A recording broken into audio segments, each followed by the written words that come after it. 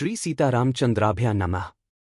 वाल्मीकि रामायण अयोध्याकांड सर्ग 57 श्लोक 1 से 15। सुमंत्र की अयोध्या वापसी और राम वियोग में रोती पुरी।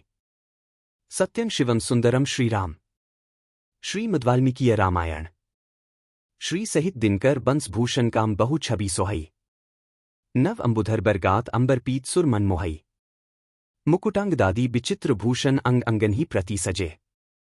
अंभोज नयन बिसाल उर भुज धन्य नर निरखंतीजे। रथ तो वही है, सारथी भी वही, लेकिन राम नहीं। सुमंत्र अकेले लौटते हैं, अयोध्या शून्य पड़ी है और चारों ओर एक ही पुकार, राम कहाँ हैं। अयोध्याकांड सर्ग 57 श्लोक 1 से 15 में राम वियोग से व्याकुल अयोध्या की दशा सुनिए। पिछले भाग अयोध्याकांड सर्ग 56 श्लोक 16 से 35 में चित्रकूट में लक्ष्मण ने पर्णशाला बनाई, श्रीराम ने गजकंद और कृष्ण मृगमांस से देवताओं की पूजा कर वास्तुशांति की और तीनों ने नई कुटी में मंगल प्रवेश कर वनवास जीवन का आरंभ किया। आज वाल्मीकि रामायण अयोध्याकांड सर्ग 57 श्लोक 1 से 15 में कथा अयोध्या की ओर मुड़ती है। सुमंत्र का गुह से विदा लेकर वापसी प्रस्थान, मार्ग में प्रकृति की सुंदरता के बीच भी रामवियोग का तीव्र शोक, निस्तब्ध और उदास अयोध्या का दृश्य, नागरिकों का रथ घेर कर व्याकुल प्रश्न करना और राजमहल स्त्रियों की खिड़कियों से उठता करुण क्रंदन, जो पूरे नगर के दुख को स्वर देता है। सप्तपंचाशः सर्ग। सुमंत्र का अयोध्या को लौटना, उनके मुख से श्रीराम का संदेश सुनकर पुरवासियों का विलाप, राजा दशरथ और कौसल्या की मूर्छा तथा अंतःपुर की रानियों का आर्तनाद। कथित्वा तु दुःखार्तः सुमंत्रेण चिरंसः रामे दक्षिण कुलस्थे जगाम स्वगृहं गुह एक। इधर जब श्रीराम गंगा के दक्षिण तट पर उतर गए, तब गुह दुख से व्याकुल हो सुमंत्र के साथ बड़ी देर तक बातचीत करता रहा। इसके बाद वह सुमंत्र को साथ ले अपने घर को चला गया। 1 भरद्वाजाभिगमन प्रयागे च सभाजन आगिरेर्गमनम तेषां तत्र स्थैर्भिलक्षितम 2।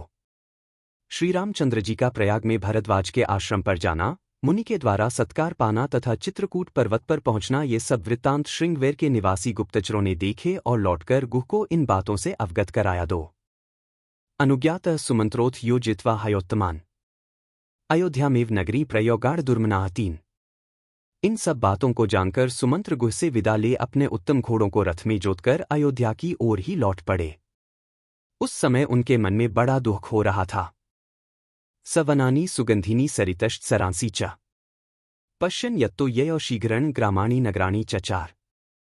वे मार्ग में सुगंधित वनों, नदियों, सरोवरों, गांवों और नगरों को देखते हुए बड़ी सावधानी के साथ शीघ्रतापूर्वक जा रहे थे। 4 ततः सायाह्नस्मय द्वितीयहनि सारथिया अयोध्या समनुप्राप्य निरानंदा ददर्श 5।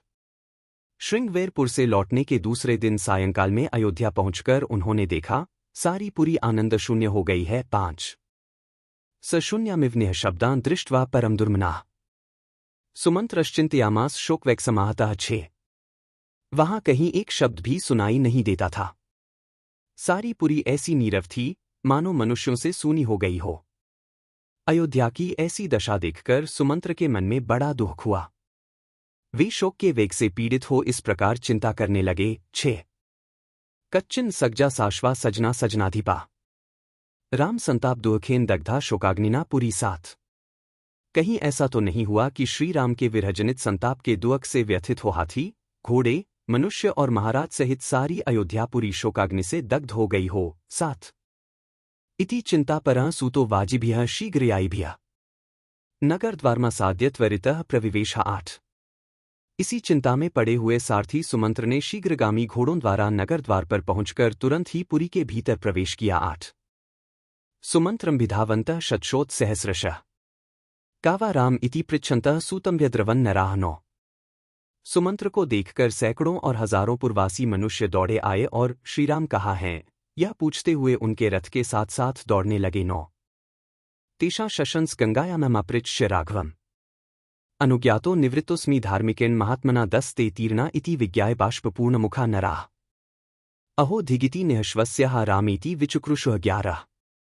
उस समय सुमंत्र ने उन लोगों से कहा, सज्जनों, मैं गंगाजी के किनारे तक श्री रघुनाथ जी के साथ गया था। वहां से उन धर्मनिष्ठ महात्मा ने मुझे लौट जाने की आज्ञा दी, अतः मैं उनसे विदा लेकर यहां लौट आया हूं। वे तीनों व्यक्ति गंगा के उस पार चले गए। यह जानकर सब लोगों के मुख पर आंसुओं की धाराएं बह चलीं। अहो!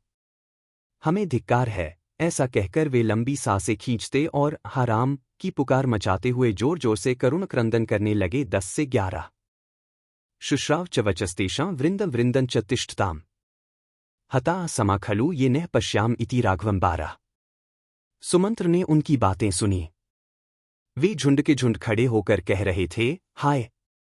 निश्चय ही हम लोग मारे गए, क्योंकि अब हम यहां श्री रामचंद्र जी को नहीं देख पाएंगे। 12 दान्यज्ञ विवाहेषु समाजेषु महत्सु च न द्रक्ष्यामः पुनर्जातु धार्मिकं राम मंतरा 13।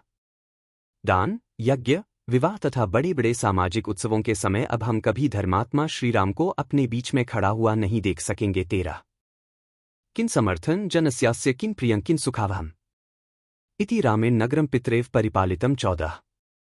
अमुक पुरुष के लिए कौन सी वस्तु उपयोगी है, क्या करने से उसका प्रिय होगा और कैसे किस किस वस्तु से उसे सुख मिलेगा, इत्यादि बातों का विचार करते हुए श्री रामचंद्र जी पिता की भांति इस नगर का पालन करते थे। 14 वातायंताना च स्त्रीणामन्वन्तरापणम् राममेवाभितप्ताना शुश्राव परिदेवनाम 15।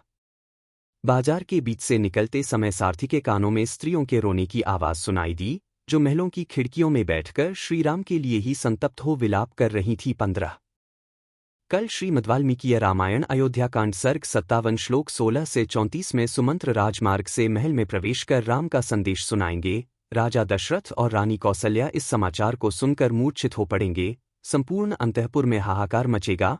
यही आगे अष्टपंचाशः सर्ग 58 में दशरथ की आज्ञा से सुमंत्र द्वारा विस्तृत संदेश वर्णन की भूमिका बनेगा। यदि वाल्मीकि रामायण अयोध्याकांड सर्ग 57 श्लोक 1 से 15 में सुमंत्र की अयोध्या वापसी, राम के बिना सूनी पड़ी नगरी और जन जन के विलाप की यह मार्मिक झलक आपके हृदय को छू रही हो, तो वीडियो को लाइक कीजिए, राम भक्तों के साथ शेयर कीजिए और चैनल सब्सक्राइब करके बेल आइकन दबाइए, ताकि कल सर्ग 57 16 से 34 दशरथ कौसल्या की मूर्छा और रानियों का आर्तनाद आप मिस न करें।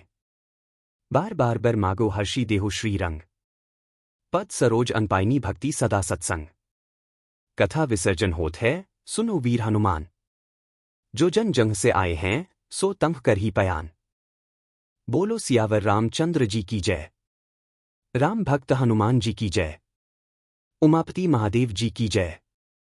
मंगल भवन अमंगलहारी। द्रवहु सुतसरथ अजिर बिहारी। दीनदयाल बिरिदु संभारी, हरहु नाथ मम संकट भारी। जय सिया राम जय जय सिया राम।